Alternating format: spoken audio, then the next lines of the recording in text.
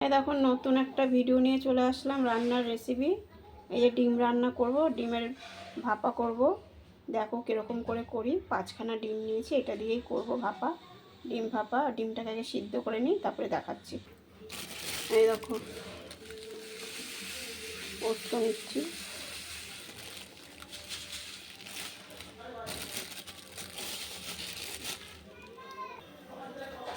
এই যে সাদা শস্য নিলাম, কালো শস্য নিইনি, সাদা শস্য নিলাম। আর এই লঙ্কা নিলাম, এটা পেস্ট করে নিই। এই দেখো নিয়ে নিয়েছি, বা পেস্ট করে নেবো। এই দেখো পেস্ট করা হয়ে গেছে।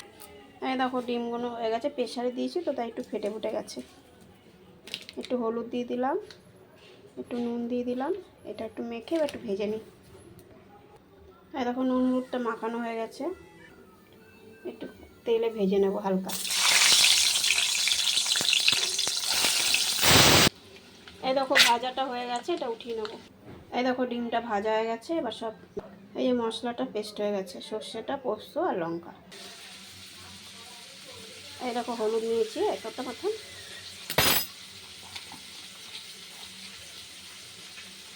লবণটা নিয়ে নিলাম, চিনিটা নিয়ে নিলাম, নাড়িয়ে নিলাম। এটা এত আওয়াজ হচ্ছে না চারিদিকে। এবার এই ডিমটা দিয়ে দেবো। এই দেখো সর্ষের তেল দিয়ে দিলাম,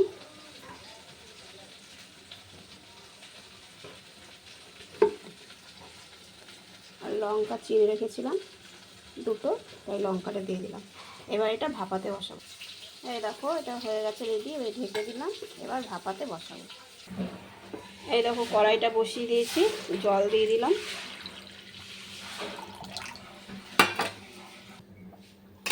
এই দেখো স্ট্যান্ডটা বসিয়ে দিলাম। এই দেখো জলটা হয়ে এসছে, গরম হয়ে এসছে। এই যে টিফিন বাড়িটা বসিয়ে দিলাম। এবার এটা একটু ঢেকে দিলাম। এই যে টিফিন বাড়িটা বসিয়ে দিয়েছি, আর এটা ঢেকে দিয়েছি।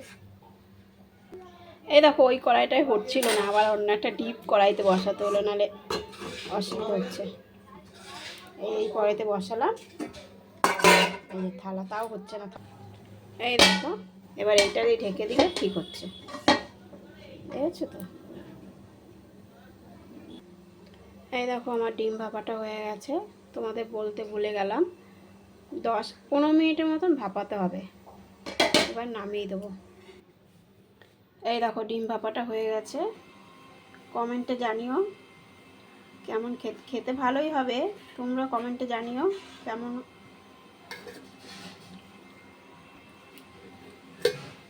এই দেখো হয়ে গেছে। একটু শেয়ার করো, একটু ফলো করো, একটু লাইক দিয়ে দিও। আর যার যার খেতে ইচ্ছে করবে চলে এসো আমার বাড়িতে।